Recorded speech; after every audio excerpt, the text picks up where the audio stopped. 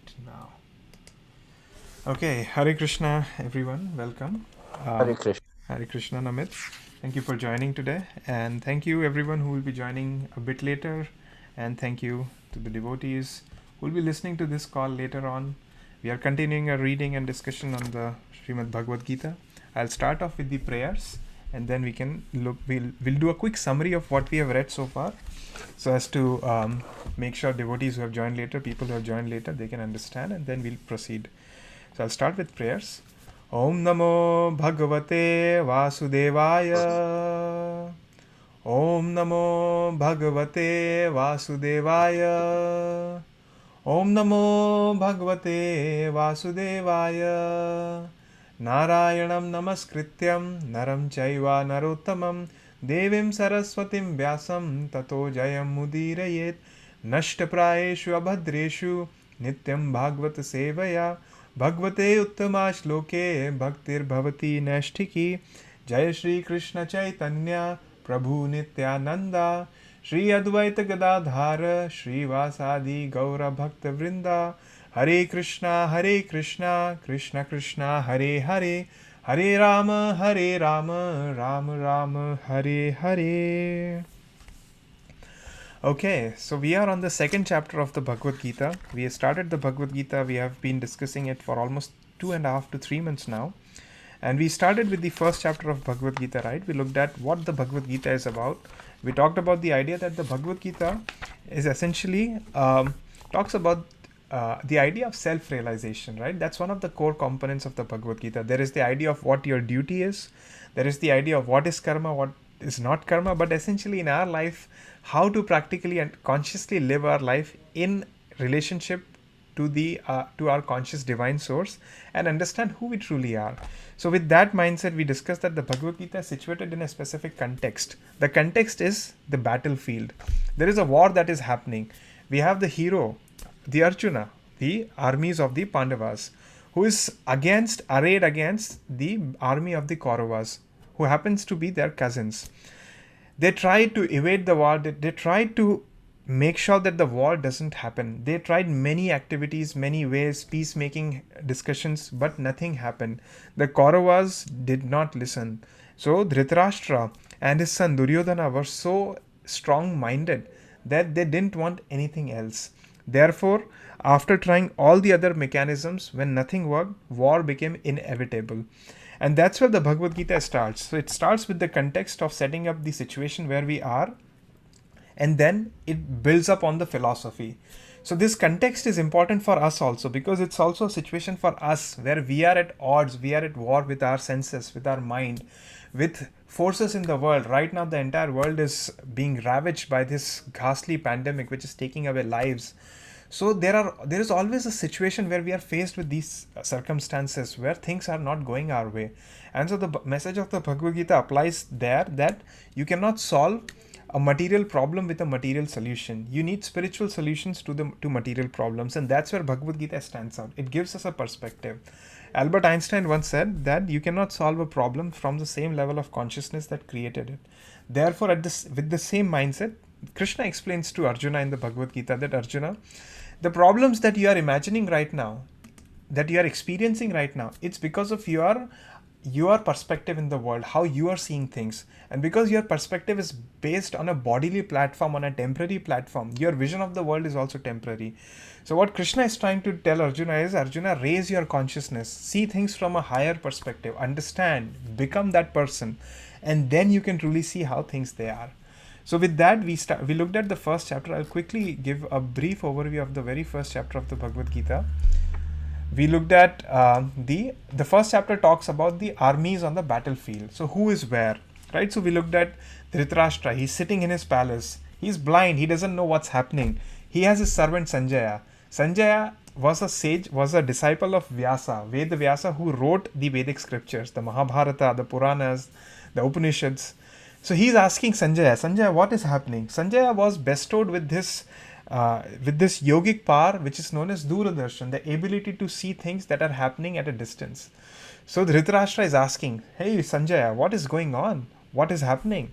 Sanjaya is responding that, King, there is armies arranged in a military formation. your son Duryodhana, he's talking to his teacher, who happens to be their teacher, right? He's speaking to Dronacharya, and he's telling that, look, Drona, you see how the armies of Pandu is arranged. Look, they have Bhima, Arjuna, they have Yuyudhana, Virata, Drupada. They have all of these incredible fighters. At the same time, look, on our side, we have Bhishma, Karna, Kripa, Ashwathama, Vikarna. So he's trying to give a lay of the land, who is on which side. Then he's saying that, our strength is immeasurable. Why? Because we have Bhishma, but their strength, it's limited, because they are protected only by Bhima, who is limited. So he's trying to rile up, trying to feel good about his army, so that he knows that, we have a chance. Although he knows in his heart that he does not have a chance, because there's Krishna on the other side, he understands. But still, just trying to motivate himself at the war.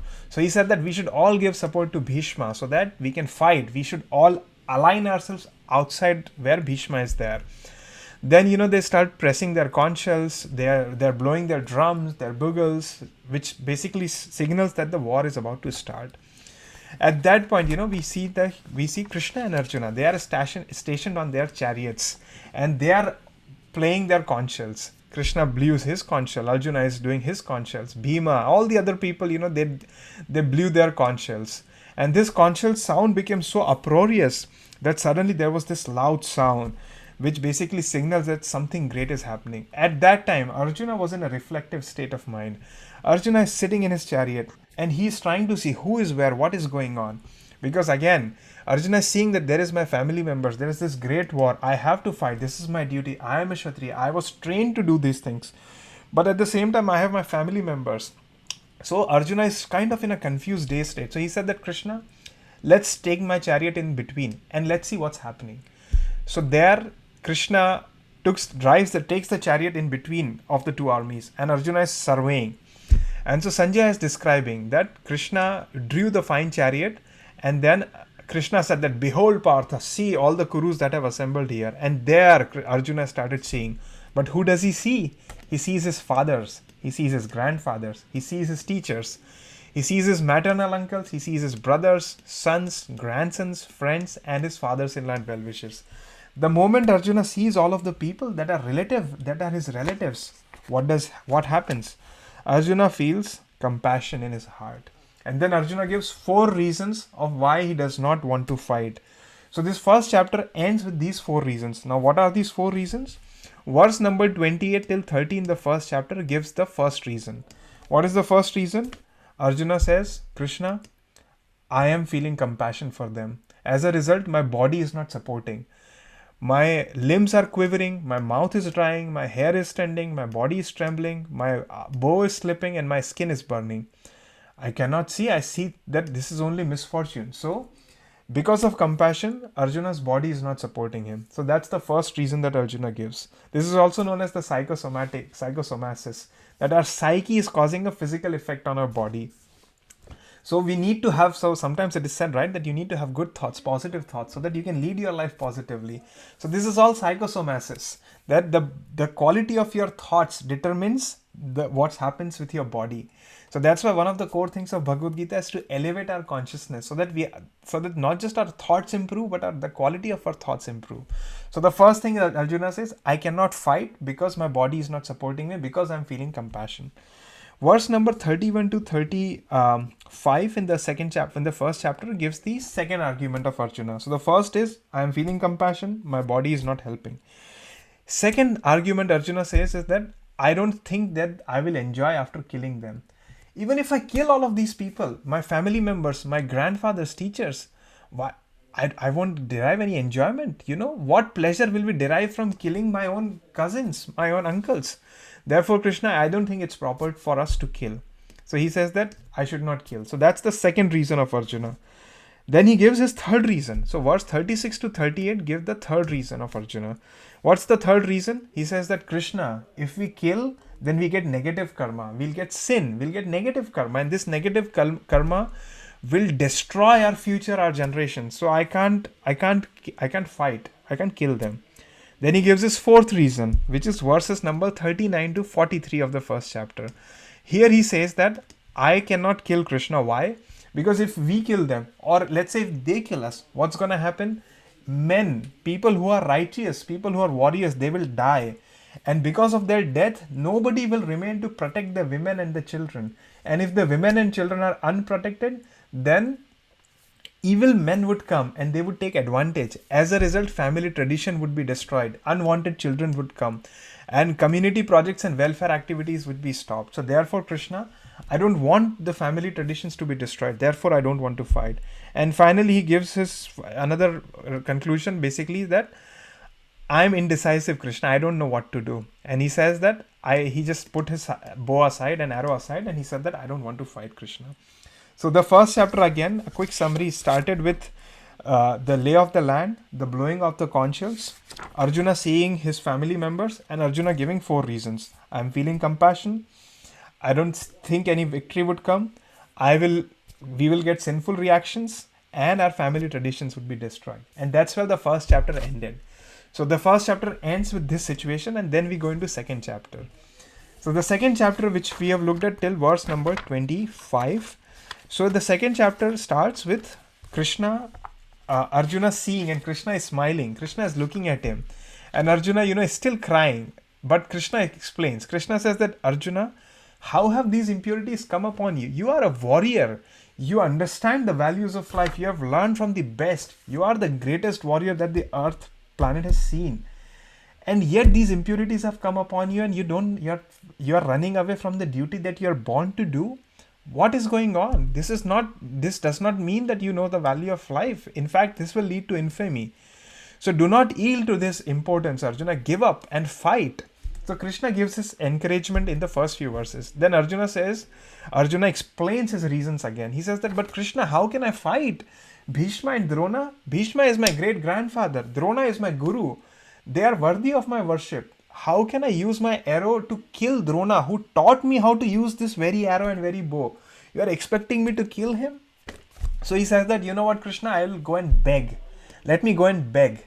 And, if they want to kill me, let them do it. But if they are killed, then everything will be tainted with blood. So I would rather beg, Krishna, rather than gain this petty kingdom. Then he says that, Krishna, I don't even know whether should I conquer them or should I let them conquer me. Because regardless of it, if they conquer me, then also I don't care to live. And if I conquer them, then I don't know what happiness will gain. So therefore, I don't know, Krishna. So finally he says, I am confused. I don't know what to do. So Arjuna, despite being confused, he did one good thing. What did he do? He says that I become your disciple and a soul surrendered unto you. You teach me. So he accepts Krishna as a teacher, as a guru. So the lesson for us is, when we face these situations, we need wise counsel. That's what Arjuna did here. And he's saying that I have lost all composure because of miserly weakness. Why is this miserly weakness? Because it is based on the body, Kripana. It is called as Kripana. In this verse, when we discussed this a few weeks ago, we talked about this idea of Kripana. A Kripana, basically, Kathopanishad defines somebody as a Kripana is somebody who does not solve the problems of life despite being in a human body. So we have gotten this human body which is given to us to solve these broader problems of life, but that Kripana wastes the human life into other activities.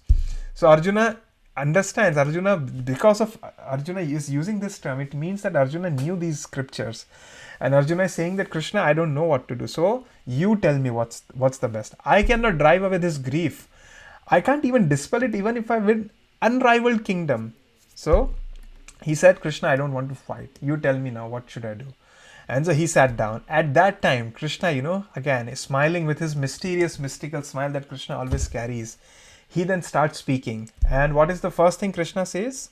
He says that, Arjuna, you talk like a genius. You talk like somebody who is a wise person. But you are actually a fool.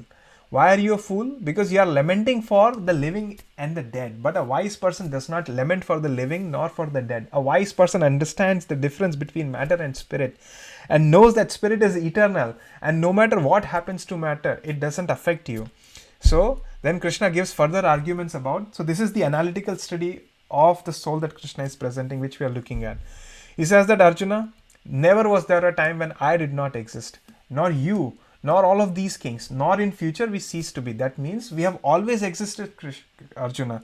You have always existed, Arjuna. You are existing right now, and you will continue to exist in future.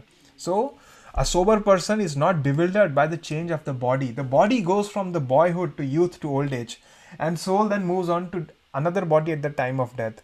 So, what are you worrying for? Why are you worrying for the body?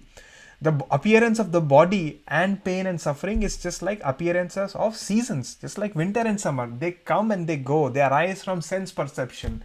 Because you think that you will feel cold, you start feeling cold. Because you think you are identifying with your senses are telling you that, oh, I feel warm, so you feel warm. This is all because of sense perception, Arjuna. You should learn to tolerate them. So Krishna gives him a lesson. And then Krishna explains the idea of a soul. What is a soul? He says that the soul is something that always remains. It is indestructible. Nobody is able to destroy the soul. It is immeasurable. It is eternal. Arjuna, the body can go away, but the soul always lives. Then he says that if you think that somebody can kill the soul, then you are mistaken, because the soul cannot be killed and the soul cannot kill, because soul is eternal. It's the body that goes away. The soul has not come into being, does not come into being, and will not come into being. He is eternal, unborn, existing, primeval. Therefore, Arjuna, understand that the body is just like garments. Just like you give up your old garments and put on new ones, the soul accepts new bodies. You cannot cut the soul by any weapon, nor burn it by fire, nor moisten it by water. This soul is unbreakable, insoluble. It cannot be burned, cannot be dried. It is present everywhere. Thus, Arjuna, understand that this soul is invisible, inconceivable, and immutable. Knowing this, you should not grieve for the body. This is what we saw until last time. From the start until the last time, this is what we discussed. Now, having spoken thus about this analytical nature of the soul, Krishna further goes on. So we saw until verse 25. So verse 26 to 30 further talk about the idea of analytical study of the soul. And then then Krishna goes into the idea of karma. What is karma? What is law of karma? So let's look at these 4 verses and we can start law of karma from next time onwards. So verse number 26. So I'll start with verse 26. I'll start with the reading and we'll go from there. Any questions in the meantime, Namit? So far we have covered. Did it make sense? Hello? Yeah. Hi. Can you hear me? Oh, you're on mute, I guess. Yeah, I think you're unmuted now. Can you hear me? Yeah, I can hear you now. Yep. Oh, I lost the voice actually. Yeah. No, till now it's okay. I'm Okay. fine. All right, good. So yeah, we did until what we have done so far. Now we'll look at next 4 verses. So verse number 26. अथा चैनं नित्यजातं नित्यं वा मनयसे मृतं तथापि त्वं महाबाहो नैनं शोचितुमर्हसि. Atha, if, however, cha, also, enam, this soul, nitya jatam, always born, nityam, forever, va, either, manyase, you so think, mritam, dead, tatha api, still, tvam, you, Mahabaho, O mighty armed one, na, never, enam, about the soul, shochitum, to lament, arhasi. So what is Krishna saying? So Krishna, the context is Krishna has explained that the soul is eternal, immutable, it is never killed, it is always existing. Then he goes into the second phase of his argument. He says that if, however, Arjuna, you think that the soul or consciousness or symptoms of life will always be born and die, even then you have no reason to lament. Even then there is no reason to lament. Right? So here in the purport, Srila Prabhupada, he explains that the body comes and goes, right? The body, it comes, it appears, and then it disappears. So therefore, Arjuna, you should not worry about this. You should not worry at all about what happens to the body. There are other doctrines that also say that you have no reason to lament. Why? Why is Krishna saying? He tells that Arjuna, first understand that you are the soul. They are the soul. So the soul is not killed. Nothing happens to soul. So you don't have to worry. But even then, if you think that something happens to the soul, even then there is no reason to worry. Why does Krishna say that there is no reason to worry? He gives it in the next verse.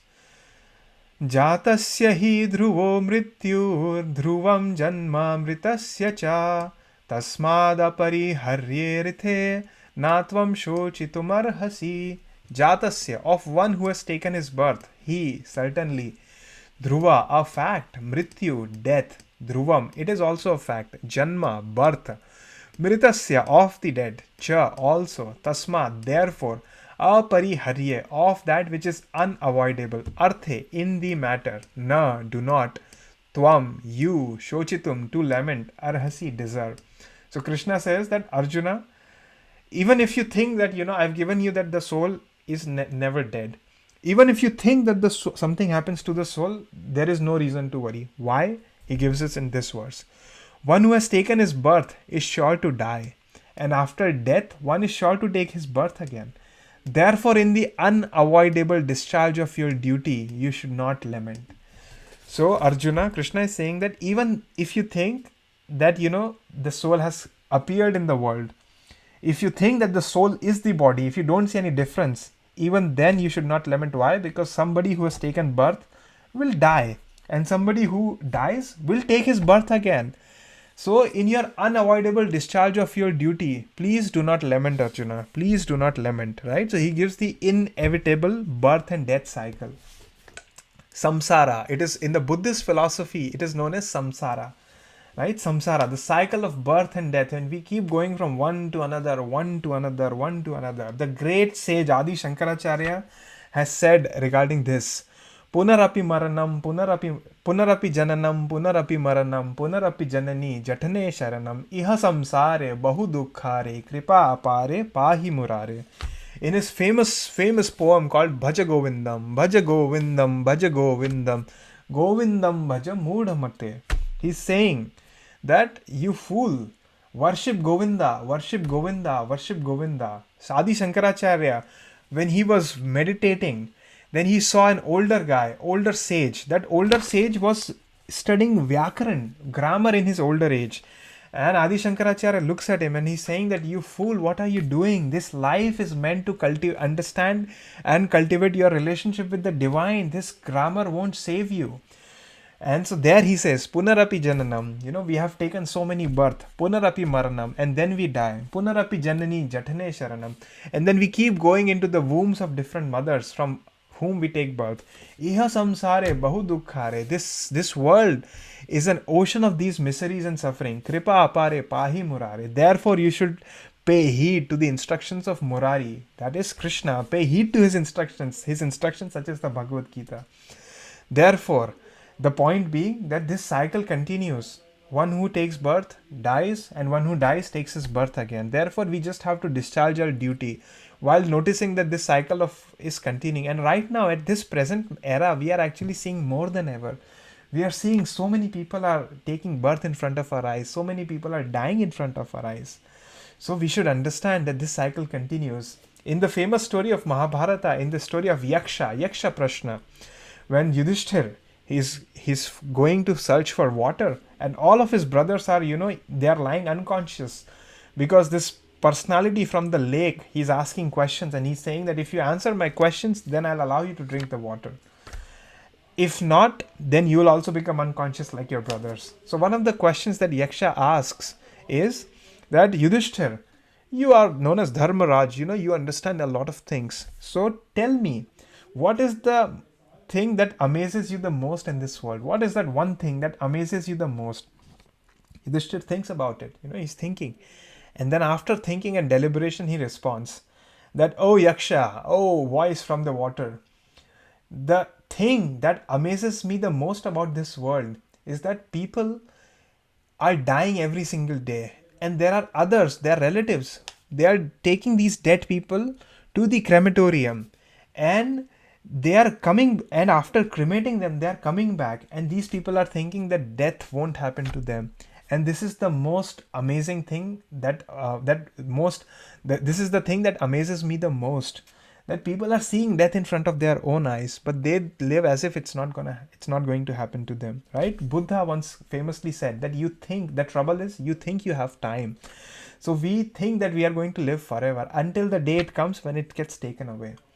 So the point being that we have to understand the value of human life so that we can truly focus on what's important. Our relationships with our family members, our relationship with our loved ones, and most importantly, our relationship with our divine conscious source, with the Supreme. That's the most important thing, and we should prioritize those things. Instead, what happens? We get distracted in this world. We get distracted by things happening around. That's why we need focus. That's why Krishna tells Arjuna, Vyavasayatmika buddhi ekeha kurunantana bahushakha yanantasya buddha bhava samanvita. That Arjuna, people who have vyavasayatmika buddhi, that means who have intelligence, what do? They focus. They have an ability to focus on specific activities, and we need this focus, and we need to focus on activities that prolong us, that activities that help us go beyond the bodily suffering, activities that help us and our loved ones and our near and dear ones to transcend. And therefore, Arjuna, you should understand. So, going back to this entire argument, Krishna, having explained that nothing happens to the soul, he says that Arjuna, even if you think something happens to the soul, know that whatever takes birth dies, and whatever dies takes its birth again. So, there is no cause for lamentation. Verse number 28. Avyakta bhutani vyakta madhyani bharata avyakta nidhani eva tatra ka paridevana. Avyaktadini, in the beginning unmanifested, bhutani, all that are created, vyakta, manifested, madhyani, in the middle, bharata, O descendant of Bharat, avyakta, non-manifested, nidhanani, when vanquished, eva, it is all like that, tatra, therefore, ka, what, paridevana, lamentation. Translation, what is Krishna saying? All created beings are unmanifest in their beginning. They are not present. Manifest in their interim state. Then they become present. They become aware. They become alive. And unmanifest again when annihilated. And at their death, they become unmanifested again. So what is the need for lamentation? This is the cycle, Arjuna. You should not worry for cycle. So a common analogy that we can see is that if somebody is crying for the night, oh, why has night come? What will I do? But Krishna is saying that don't worry. Day will come in a few hours, the day will come. And if somebody worries, oh, the day has come, then Krishna is saying that don't worry, the night will come. We have seen the stories of Akbar and Birbal, right? Akbar and his minister, Todarmal. So there was Akbar once he told Birbal, he said that Birbal, say something that will make me happy and sad at the same time. So Akbar was sitting with his grandson in his lap. And he asked Birbal, say something that will make me happy and sad at the same time. So what did Birbal say? Birbal said that, my dear king, this too shall pass. So this time will pass. So what does it mean? It made Akbar happy and sad at the same time. How did it make him happy? If he was going in a negative situation, then when Birbal said that this too shall pass, means that this negative situation will go away and a positive, optimistic situation will arise. And if he's in a positive state of mind, then the Birbal is saying this too shall pass. That means that this positive state will go away and a negative situation will arise. We live in a world of duality. So positive and negative, good and bad, dark and light, evil and good, they come and go, they come and go. This is the nature of this world. So Krishna is telling the same thing, Arjuna. Don't lament. Because people, living entities become alive, then they die. Then they become alive, then they die. So what's the need of lamentation? They will come and they'll go. He's philosophically trying to explain to Arjuna, who is unable to come to the grips of idea of fighting, right? So he's explaining that first understand that nothing happens to the soul. Even if you think something happens to the soul, it comes and it goes, it comes and it goes. So that's the argument. Here Prabhupada further explains, through Sankhya philosophy. Sankhya philosophy is the philosophy of the creation of this world. So what does Sankhya philosophy say? It is said that everything starts from a subtle mindset. Yes, Namit, you have a question, please. Yeah, this is my question is, how did this cycle started and why? Like how did living entity started coming here, right? Yeah, and why? Why did it start? Okay, very good question. Excellent, right? Because sometimes people want to know, right? Like what is the cause of God, right? Why does it happen? That's an excellent question. So the Vedas, what do they say? They say that In the beginning, Eko Bahushyam, there was divinity, Krishna, Shyam. He was one. And then what happened? He created living entities so that he can experience reciprocation with them. Eons ago. I mean, it's like it's beyond time when that happened. So these living entities existed with Krishna, right? And they were exchanging these loving exchanges. There were relationships. There are 5 primary relationships through which we can experience a relationship with the Supreme. There is the relationship of neutrality. There is the relationship of servitude, where we become servants and God becomes master. There is the relationship of parents, where we consider God as our father. Like in the Judeo-Christian traditions, that's what they talk about, right? God is our father, our father who art in heaven, hallowed be thy name. Then there is God as our child. Sometimes God is taken as our child, we become the parent and we take care of God. Oh, he needs, like baby Krishna or baby Jesus, how they used to take care. So baby Krishna taking care of the child. And then finally is the loving relationship with the Supreme. So these are the 5 primary, and then there are 7 additional mellows or attributes, nuances to these relationships. This is like depth of the Bhakti Tattva. There is more there, but I'm just summarizing there. Now what happened was that God was in this situation, right? Krishna, he was in this situation, but there are certain living entities who wanted to experience what does it mean to be God. I also want to experience what does it mean. I want to create, I want to do things, I want to have these activities. But when you have God present, there is really no way for you to do that because it is not your nature. So what happens? Krishna creates this entire world for us. He says that, what? I create this world, there you can go and enjoy. A simple example to understand is like a mother. She's cooking in the kitchen, right? She's cooking and the little daughter comes and she's like, Mommy, I also want to cook with you. But the mom really cannot help the daughter cook, right? Because the daughter cannot cook. So what does mom do? Mom says that, what? We'll buy you a small play modular kitchen. Here you have your pots, and here you have your pans, and here you have your flame, and you can cook things, and you have your tongs, and you can you can do your activities there, whatever you want to do. And once you are done there, once you are tired, once you are really hungry, then you come to me, I'll give you food.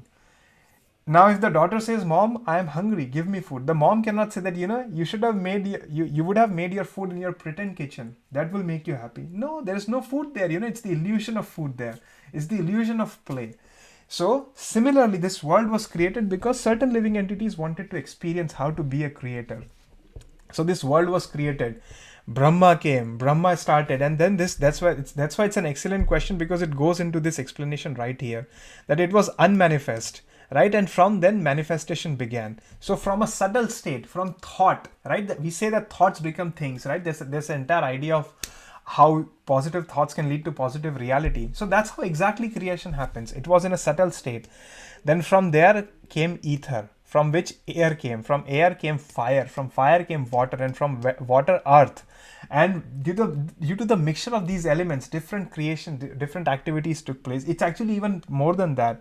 So from the ether came from mind.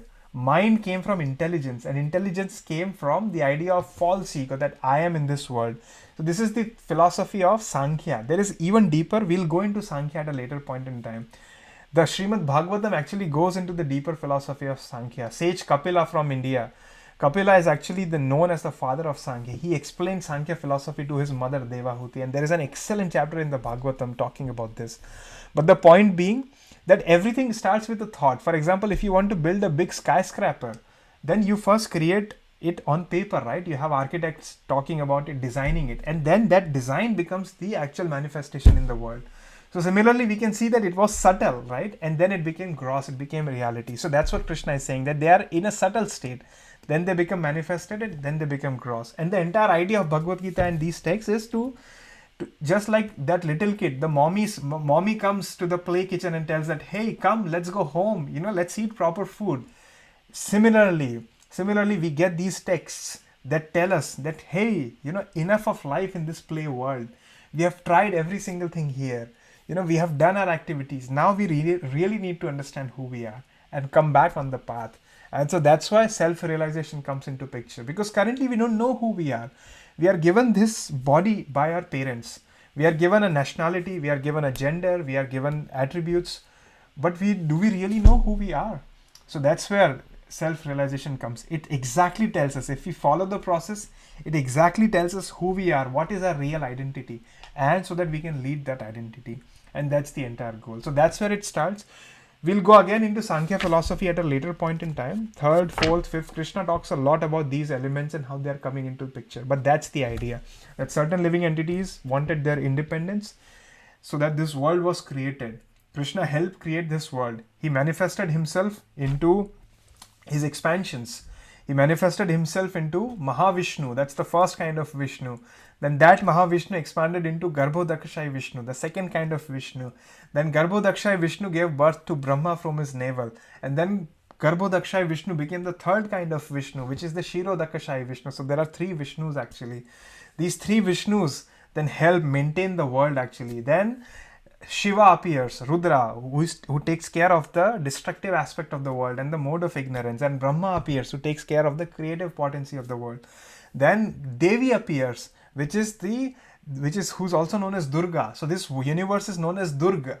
So Durga is like an ellipse, like an elliptical shape, like an egg.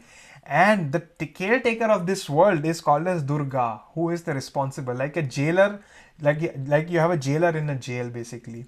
So Durga takes care, and Durga makes sure that if somebody wants to transcend. So what is moksha? Moksha literally means going away from this world and back to our original position where we come from. So Durga is responsible for seeing who is eligible. She's like gatekeeper. She sees, oh no, you are not eligible, oh you are eligible. So all of these demigods that we see, they all have a position. This entire world is meant for this understanding, that where we come from and where we need to go. So does that answer your question, Amit? Yeah, Okay. to an extent, yes. I think we need to delve deeper into it. Yes. That's when we can do in, other of Deeper another study. chats that we have. But So thank you. yes. Yeah, So I am really glad because when Neelam, so unfortunately Neelam is right now taking care of her mom, so she's not local. But she did propose that we do have a once a month a question answer session where we go into these topics apart from our study. So you know what we can do is, yeah, maybe in one of the sessions upcoming, we can just have question and answer, and we'll just take questions sure, and we'll just go into these topics. But they will come back again into Bhagavad Gita also as we move forward. So, great. so perfect. Thank you for your question, by the way. So now, quickly Thank summarizing. you. Yeah, absolutely. Quickly summarizing what we have read today. So we discussed the first chapter of Bhagavad Gita, Arjuna and the establishment of the army. We discussed, as a quick summary, we discussed that Arjuna seeing his family members and giving his reasons not to fight. Arjuna gives 4 reasons. He says, I'm feeling compassion, so my body is not willing to fight. My senses are drying, my body is acting up, my arms are trembling. He gives his second reason. I don't think, Krishna, I'll enjoy even after killing them. How can I enjoy after killing my brother? I don't think I'll enjoy. Then he gives his third reason.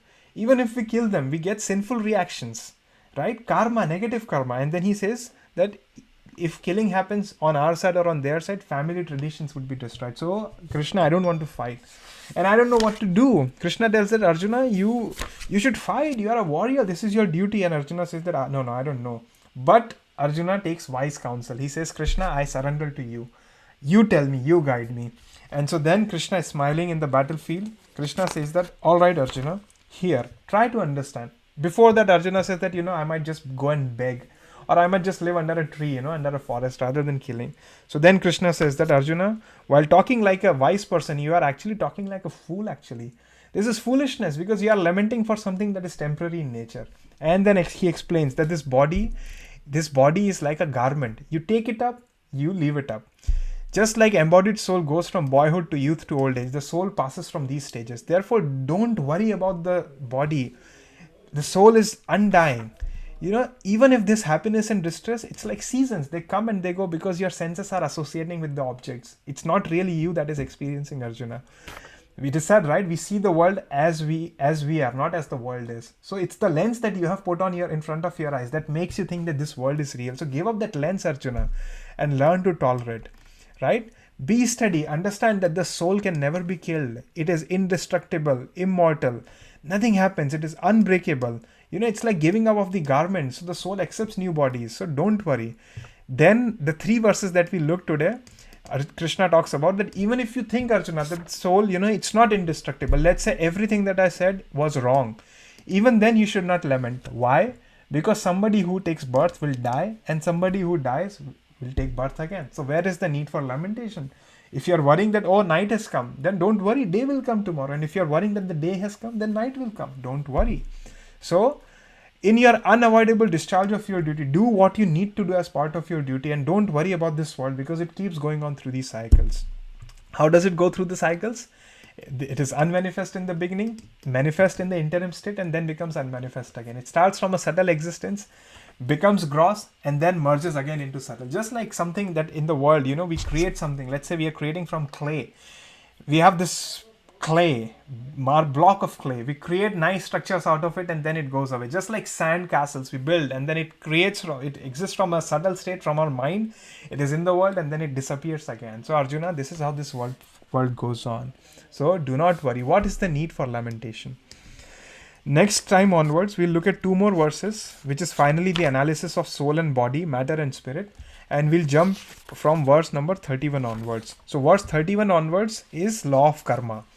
So here Krishna explains what is karma, what is action, what is reaction, how does it work actually, where does it lead to, what is yoga, what is intelligence, and he finally concludes. So this second chapter is known as the summary of contents of the Gita summarized. So the rough summary is given of the Bhagavad Gita. And then from after that, we'll go into the third chapter, which is basically karma yoga. So then comes karma yoga. Then there is karma yoga, then there is dhyana yoga, then it goes into further aspects of universal form, bhakti, modes of nature, etc. It's all building. And we have to remember that it's all a 45-minute conversation on the battlefield. That's all it is actually. It's a conversation happening on the battlefield. It is divided into chapters for our understanding, but we go through it so that we conclusively build up to the ultimate conclusion of Arjuna and ultimately see the world for what it is. Thank you very much for joining. I'll stop recording and sharing. Namit, if you have any final thoughts, we can look at that. But thank you everyone who will watch this video later and who will join us later. Thank you very much.